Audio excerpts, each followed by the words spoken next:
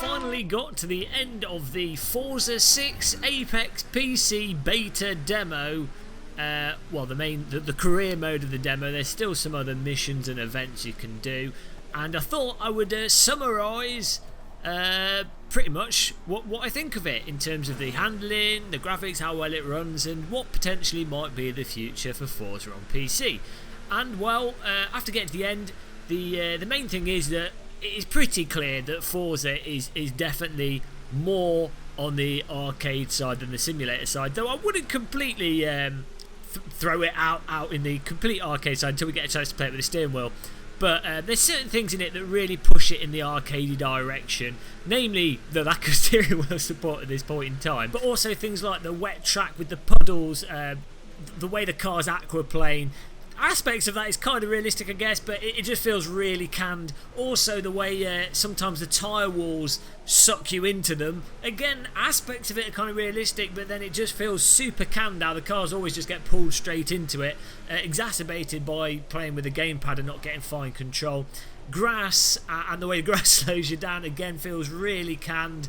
And then the aspects of the AI and the general structure of this single player, with you always starting at the back and working your way forwards, again, make it more like an action film, but also make it far more arcade feeling. In contrast, for example, to Project Cars, it's also on the console, where right from the get-go you're sort of encouraged to do qualifying, which then places you for a race, with you generally starting in 2 or 3 places behind the front, and then trying to battle those 2 or 3 places, not trying to overtake 15 cars every single event, which is crazy. Good fun, but a little bit crazy.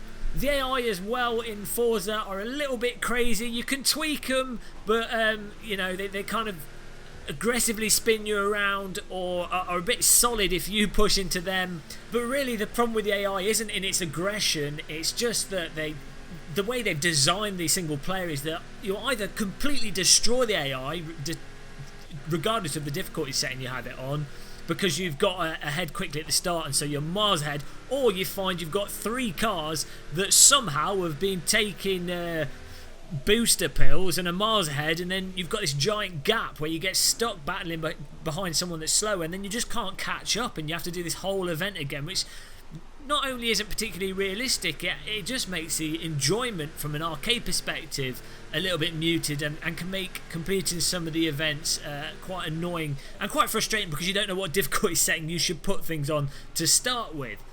On the whole though, the presentation is absolutely superb. Each new event has its own little animation, as we said in the previous video, and that's a really nice reward, and I can see how people will really enjoy just going through it as a completionist, getting all the medals, having the points tick up, and then unlocking the vehicles and applying different skins and tweaking them a little bit.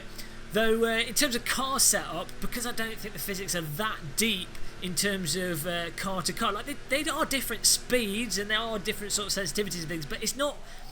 It doesn't seem right. In the subtleties don't seem there compared to any of the sort of more core PC simulators. Even go to something on the PC like Live for Speed, GTR, iRacing, Project Cars, Assetto Corsa. Any of those PC simulators seem to have way more depth to how setup affects the vehicles and how realistically it affects the vehicles compared to Forza. Again, it's very hard to tell the specifics, because it's hard to tell subtle aspects of the car without steering wheel input, but with the way it is now with the gamepad, having played some of the PC sims with the gamepad, it just seems that that Forza really does lack the subtleties in the vehicles. But as I say, if you approach it in a sort of completionist arcade way, it's quite enjoyable, apart from some annoying little niggles, and it's nice just being presented the content and trying to enjoy it in a casual way. If you approach it in a super casual way and just sort of sit on your sofa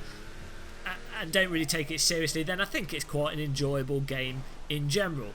Now my personal preference would be I'd have liked to have seen them do something way more arcade with it, even more extreme on the arcade side. I think the actual input with the gamepad, the haptic feel from the controllers, and the way it works with the gamepad once you sort of wrap your mind around it, is perfectly fine. But what I'd really like to see is a game like Need for Speed Underground, with the Forza control and maybe the brands from the cars in Forza.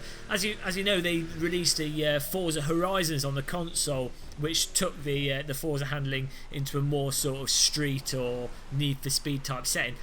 I think that's where things have been more exciting, because track racing is more about being precise and setting things up just right and perfecting things.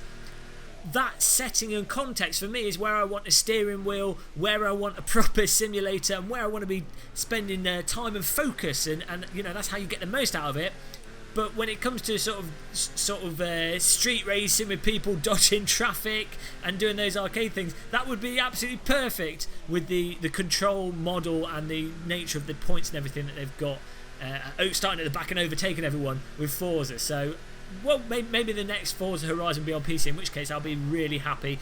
And I'd love to see the Need for Speed developers just copy the Forza physics and the Forza gamepad input, because the input on the last Need for Speed Underground is as if someone drunk hammered the head against a keyboard to program it. So, what else is there to say about the Forza Apex roundup of the beta? In general, we could go back to graphics, because I was an idiot with the previous video. I have to apologise. I didn't find the graphics settings in the previous video. You can actually edit the graphics settings. There's quite a few graphics settings there. I was just stupid and didn't find the button. Don't know what was wrong with me. But the game runs on my system. I've got a pretty decent i7 6700K with a GTX 970. On my system, it all runs completely flawless. And I've seen other people with lower systems run it pretty well. Some people have some problems, but that's the point of a beta, so you can't really be too critical about it at this point in time. But I would have thought moving into the future, the game should run on a good broad spectrum of computers. So graphically, I'm really happy with it, and I think most people would be. It could look nicer. As I say, Project Cars looks visually nicer, but it's perfectly fine for what it is.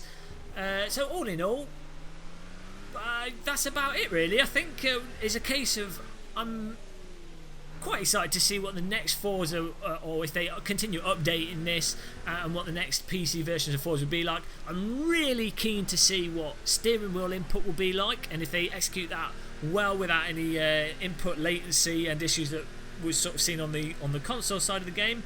So it's going to be a case of keeping your eyes open, keeping your fingers crossed, and it looks like we might have a nice sort of semi-arcade, somewhat realistic driving game that might bring more console players to PC, or might just be another game that you've got on your PC to play when you've got some spare time and you want to sit on the sofa with a gamepad. So there you go, that's the final rundown of Forza Apex beta on the PC.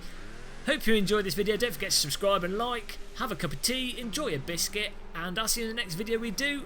Goodbye.